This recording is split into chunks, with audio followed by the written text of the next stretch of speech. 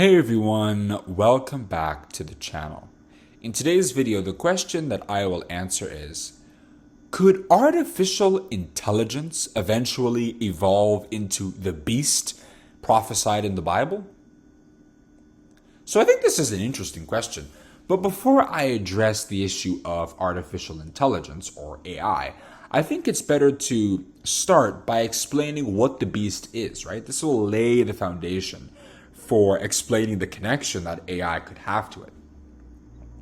So the beast is a metaphor or a symbol. It represents the unprecedented effort that humanity has made in the past 100 to 150 years to develop technology and new forms of governance that erase our reliance on spiritual forces for guidance.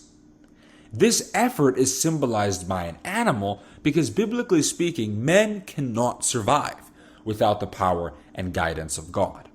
Therefore, an effort to do so is foolish and short-sighted, resembling the mindless and instinctual actions of a typical animal.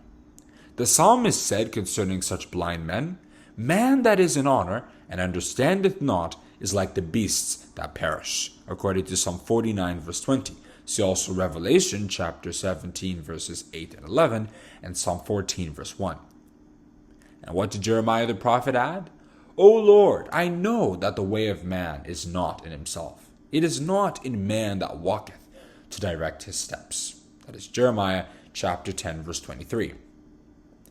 The first major manifestation of the beast was with the establishment of the League of Nations, an organization consisting of over 50 countries that came together to collectively make sure that war never broke out again.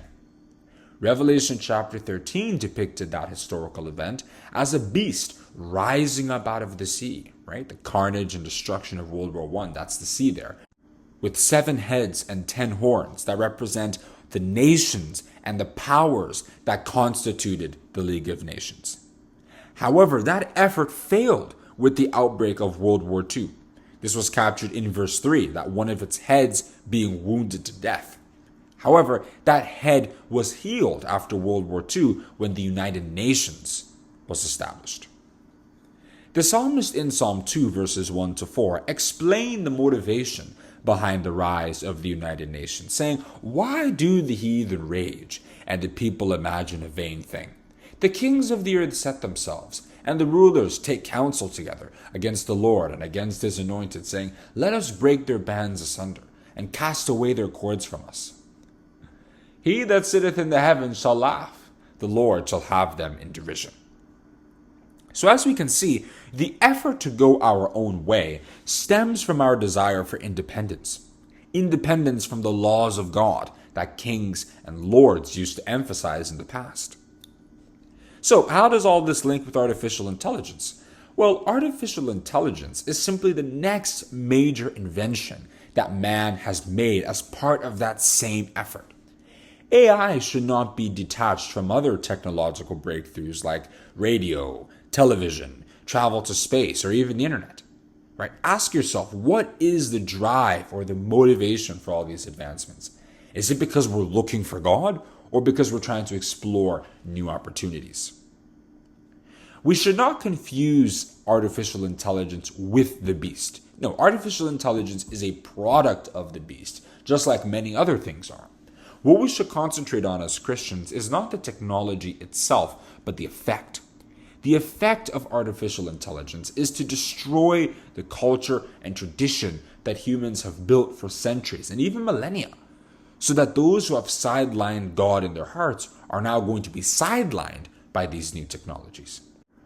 Artists are being outmatched by the artistic talent of AI.